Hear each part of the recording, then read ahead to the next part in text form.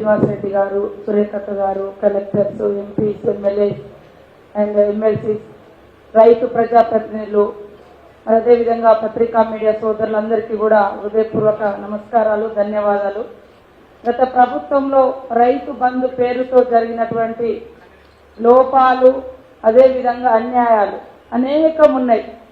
దాన్ని as టీజ్గా continue చేయాలంటే నిజమైనటువంటి రైతులకు, కష్టపడి వ్యవసాయం చేసేటువంటి రైతులకు వాస్తవ క్షేత్రస్థాయిలో అన్యాయం జరుగుతుంది.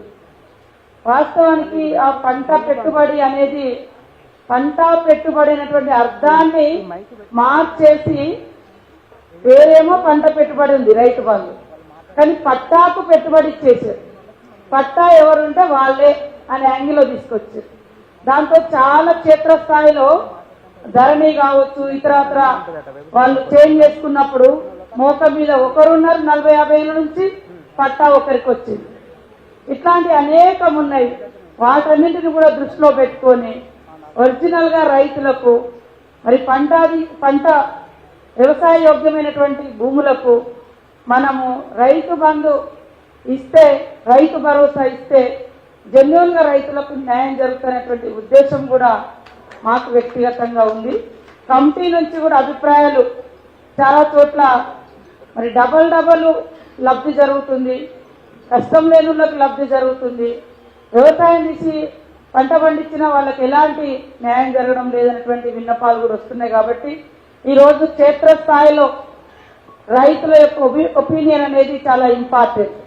మనం 4 గోడల మధ్య కూర్చొని ఇదే రైతు ప్రపంచం అనుకోకుండా, ఇదే రైతు భరోసాకు ఒక గొప్ప మార్గం అనకుండా జిల్లాల వారీగా ఈరోజు గౌరవ డిప్యూటీ సీఎం గారి ఆధ్వర్యంలో ఇలాంటి కార్యక్రమాలు ఏర్పాటు చేసి మరి అనేక విషయాలను కూడా తెలుసుకొని తద్వారా ఒక మంచి ఒపీనియన్తో మీ అందరి ఒపీనియన్స్ క్రోడీకరించి ఒక మంచి పాలసీ మేము ముందుకు వస్తుందని నేను ఆశిస్తా ఉన్నాను.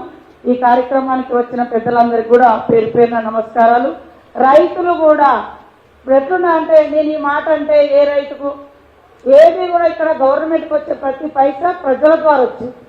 కాబట్టి పేదలకు ఎక్కువ లబ్ధి జరగాలి, రైతులకు ఎక్కువ లబ్ధి జరగాలి, రైతుల యొక్క జీవన ప్రమాణాలు పెరగాలి, కష్టానికి తగ్గ ఫలితం ఉండాలి. పంట గిట్టుబాటు అంటే ఏంటిది, మరి పంట పెట్టుబడి అంటే ఏంటిది అనే అర్థాలే గతంలో మారిపోయినాయి.